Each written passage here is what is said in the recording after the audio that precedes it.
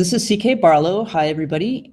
Back with another in our interview series for the Arts Entrepreneurship class for UNM's Arts Management program. I have with me, I'm really psyched to have with me, David Felberg, who's Hi, the everybody. I'm sorry? Hi, everybody. Hi. David is the artistic director of Chatter, which is an Albuquerque-based music and spoken word producer. A lot of Albuquerqueans and maybe Santa fans may know them, especially for having produced a music series on Sunday mornings.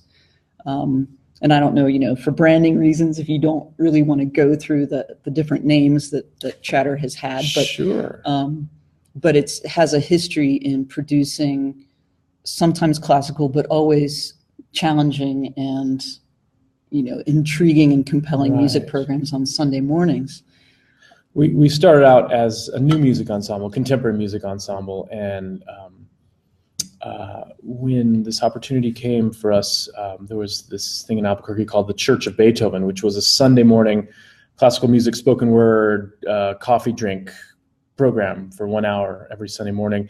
And the founder, Felix Warman, passed away, and the series was taken under the wing of Chatter. So we sort of, at our core, have like a contemporary music feel, but we perform music of all time periods.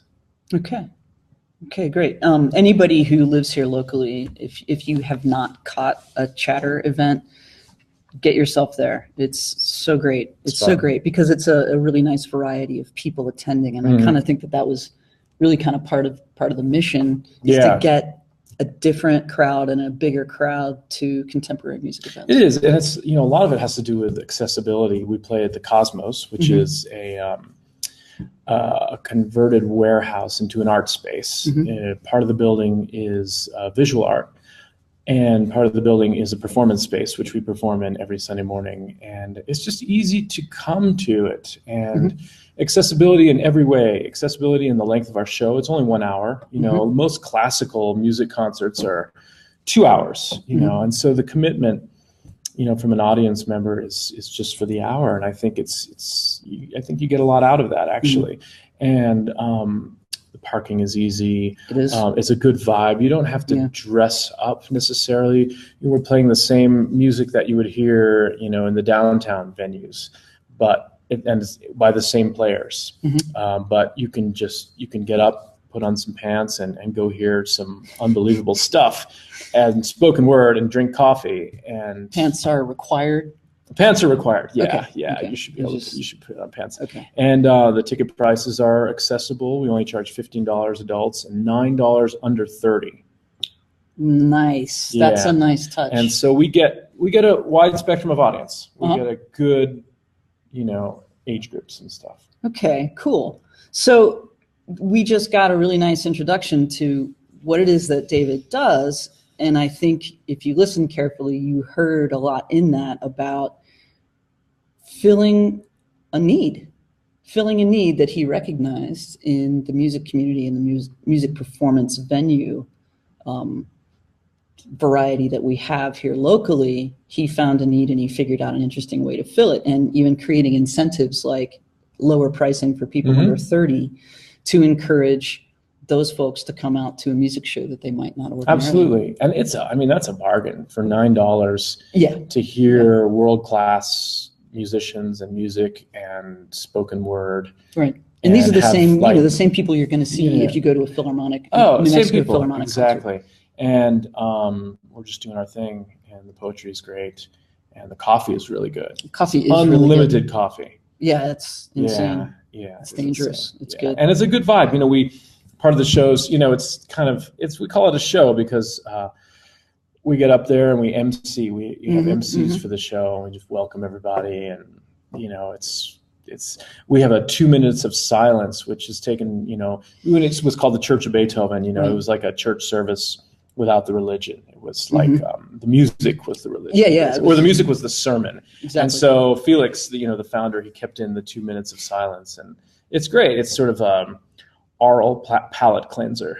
We have a mini series of 6 concerts at the Hotel Andalus, which is sort of our late afternoon Sunday series. It's called Cabaret. Okay. And that takes place in a bar at the Andalus Hotel. See, so whether it's coffee or alcohol, that's your beverage of choice. Basically, yeah. You're taken care of. And then we've got like, and then sometimes we'll put on some larger shows, some sort of special shows. And one of them was really big last May. We played at the abandoned rail yards in Albuquerque. We had a huge crowd, and it was just, people just wanted to see what would happen when a little string orchestra came out there. And so we had a massive crowd. That's great. And it was a great show. That's great. Yeah. So we're pretty active. We do about 60 performances a year. How do you make a living? Personally? And just as much detail as you'd like. Yeah. Okay, you're talking about on a personal level. Personally, me, I string it all together. Yeah, I don't have. I would say chatter is my main job. As an artistic director, I get a stipend for that. Okay. And I also get paid to perform the concerts that I play, which is really nice. So that is my main source of income, and then augmented with. I was just saying, I might not want to bang on the table. Oh, sorry. I teach one class at the university. I run the new music ensemble, contemporary music ensemble, and I play in 2 orchestras. I play in the Santa Fe Symphony and the New Mexico Philharmonic. And then I do conducting. I conduct various concerts with various groups around the state, and perform chamber music and solo performances, and that's it. But it's a lot. The tough part is the balancing. I'm sure you'll get into this, balancing the administration with producing the art. The balance things that people routinely mention, the administrative stuff, and family. And the family. Having any kind of home life. And that's the other thing. Yeah. It's funny. It's not a regular job, time-wise. You're right. Exactly. Yeah. Because definitely what I found transitioning from having a full-time corporate style job, and then I was always doing music in the evenings and weekends, and now I'm putting together a living from a lot of different things, actually ends up taking way more time. Way more time. Yeah. As you're transitioning from responsibility to responsibility. And so, but virtually every musician I know does many, many things. I don't know that there's even a tenured faculty here at UNM who that's all they do. Oh, they're playing all over. Yeah, they're playing all over. They're presenting all over there. Yeah, so it's part of the job.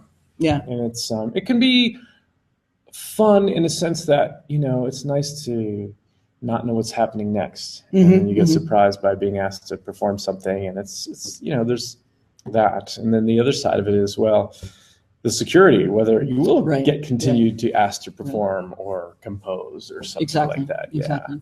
Yeah. So if you can describe for us a typical workday, it might be that there's no such thing, but give it a shot. I could give it a shot. Like in the morning, I'll take my kids to school, and then I'll come back and I will practice. I make sure I play the violin, so I make sure I have my violin time, like 2 to 3 hours in the morning, and I make sure that that's done. Because if I'm playing in front of people, I have to maintain that kind of thing. And maybe during breakfast, I might do some administration for chatter. I might book a show or find out I might rent some music. Basically, I do the administration in the little pockets of time that I have. And it seems to work well for me so far. And then afternoons, I might study some scores for conducting, maybe practice a little more, maybe do a little more administration, maybe rehearse for the concerts coming up. A lot of the rehearsals take place at night, and so I'll do the nights. So it's actually, you're right, it's longer than like just a 9-to-5 situation. Oh yeah, I can't remember the last time I was done with my day in 8 hours. That's it's a impossible. Distant dream. Yeah. It is a distant dream. And you try to, we're a very special case. There's, to put on 50 Sunday mornings we have a fantastic group of administrator and volunteers, and we keep everything really low budget, but it's still a ton of work. Because you're moving people around. It's all about administering people and asking people to do things, and so yeah, that's a typical day. Okay, so until you were, I don't remember how old, you had no intention of becoming a professional musician. And how old were you? Probably up until like early 20s. So into your early 20s, and now you're arguably dead head on into it. Yeah. I just had an interesting growing up, both my parents are professional musicians. And so I just kind of didn't want to do what they did. But then I just kind of realized I really liked it. Yeah.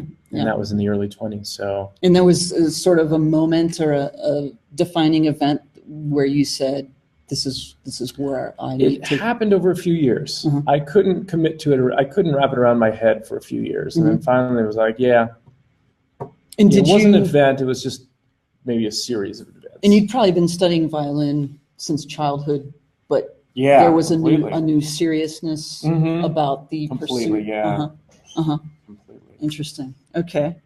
Cool. And then the other thing I'm thinking about is, are you still part of the New Mexico Philharmonic? I am. Okay.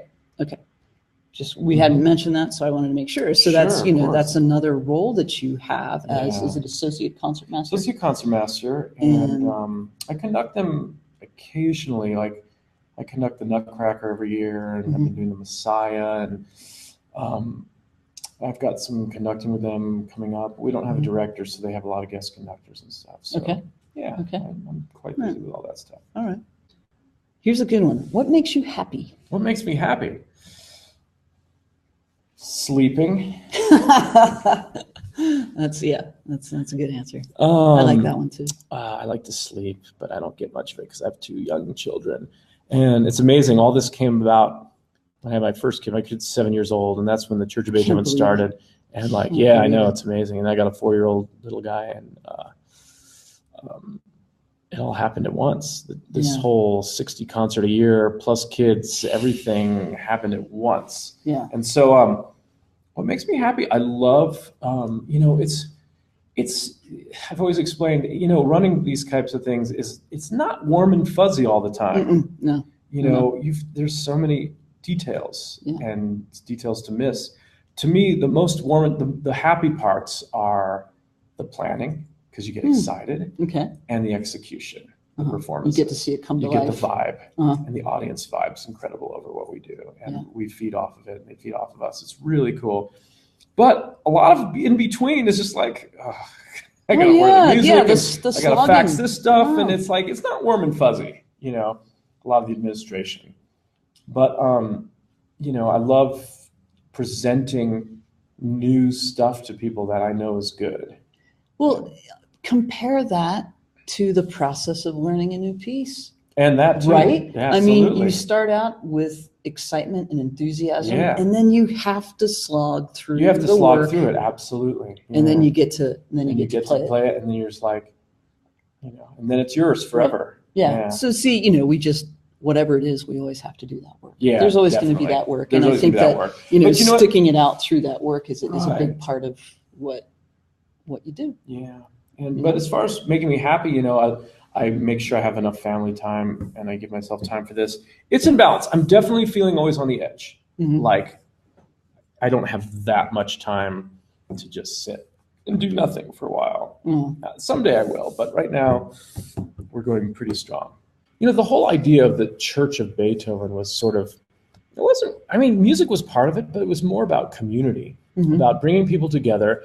And how do you bring them together? Well, if you do a church, you bring them together with the sermon, or you bring them together with the content, the common word, the content, and everything like that. So what is the thing that is going to bring us together on Sunday morning? And it's the performance, is the shared performance.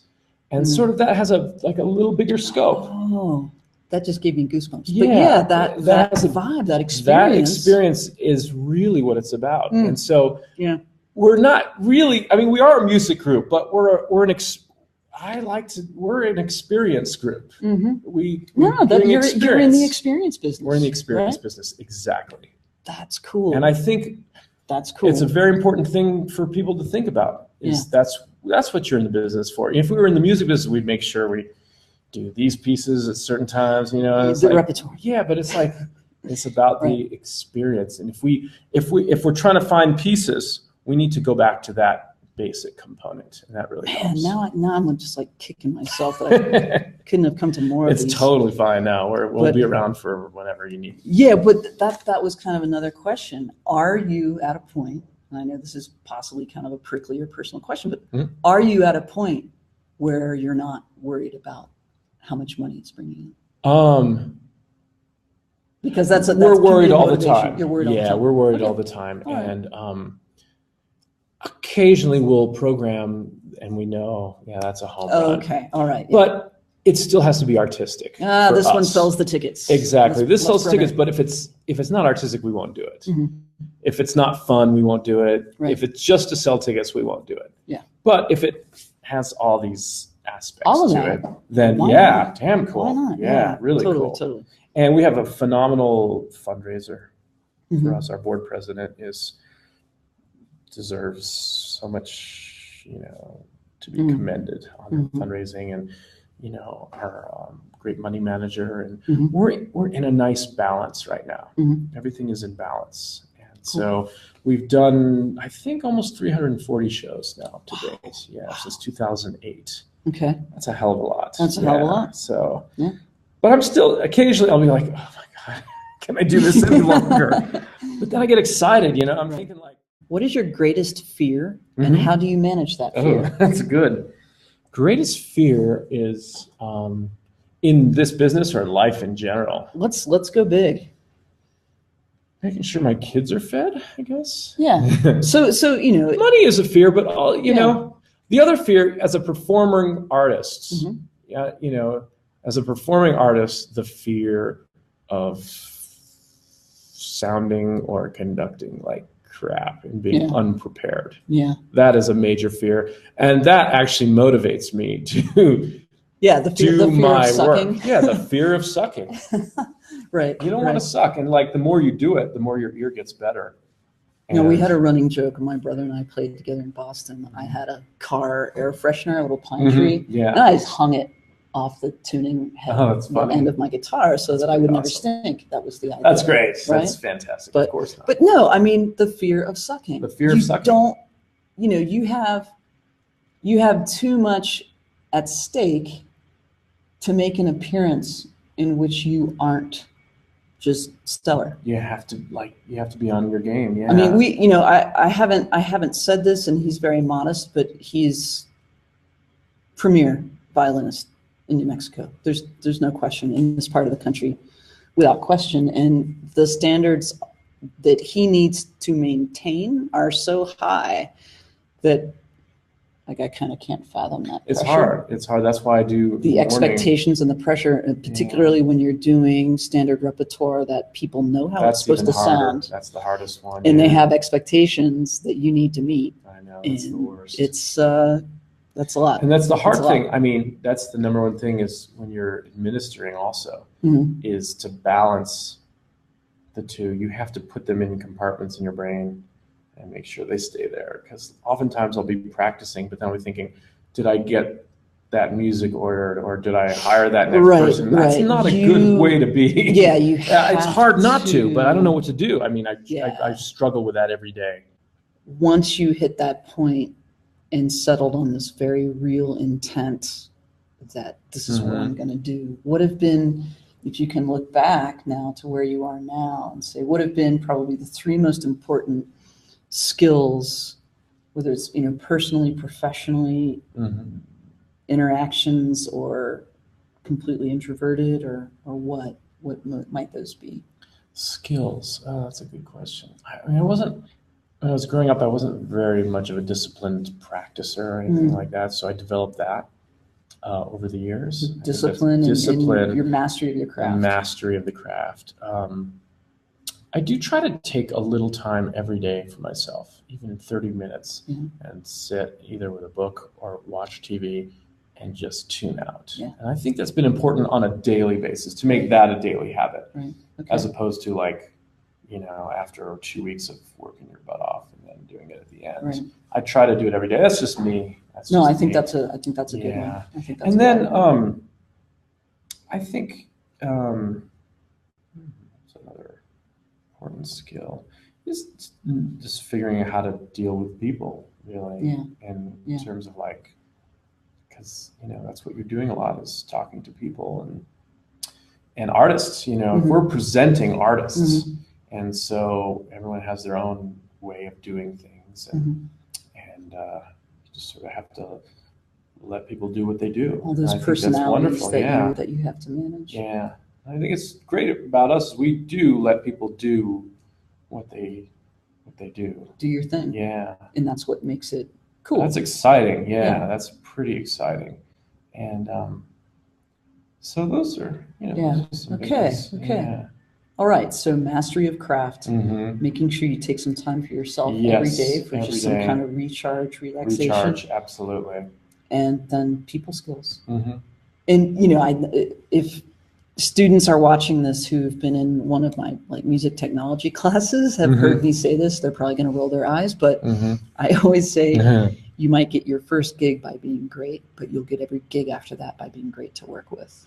Completely. And I just feel like it's such an important thing so with important. these people skills of managing Yeah. these different personalities, particularly the artists, but then also your money manager, the person Absolutely. responsible for Yeah. fundraising. You have to be this hub Mm-hmm. who somehow knows how to speak all those languages. Absolutely. As well as not thinking that you can do the task that they do better. Oh, You know what I mean? not thinking There's- you can do everything. Exactly. Not thinking you can do everything. For instance, we have a money manager, and it's like, I can go as far as I can with money. I can't, I can't expect to do what this person does. But let's help each other. Right. Let's do this together. Any more than they could And, get up and perform the blues. Right, exactly. Right? It's the same thing, yeah. And Yeah. I need to. That's been an important thing, which got red clipping, Screaming which I've volumes. learned over the years is to let go of tasks. Because actually, I'm interested. I love the idea of figuring out how to balance the books or create advertising, but that's not. Let's leave it to people that know what they're doing. Mhm. And if we talk with each other about our needs, it usually comes out really great. Okay. That's a big deal, Okay. actually. No, I yeah. think that is a really big one, big and I deal, think yeah. it's kind of a transition and maturation Completely, step yeah. for people Yeah. as they grow from just being an individual artist into being part of a group and an Yeah, ensemble completely. and a production company, which you basically are. I guess we're good to wrap it up. Yeah. Fun? Very Super fun? Thank you for having me. Okay, awesome. Yeah. So, bye everybody. Thanks for watching. Thank This has you. been David Felberg of Chatter and CK Barlow from UNM signing off.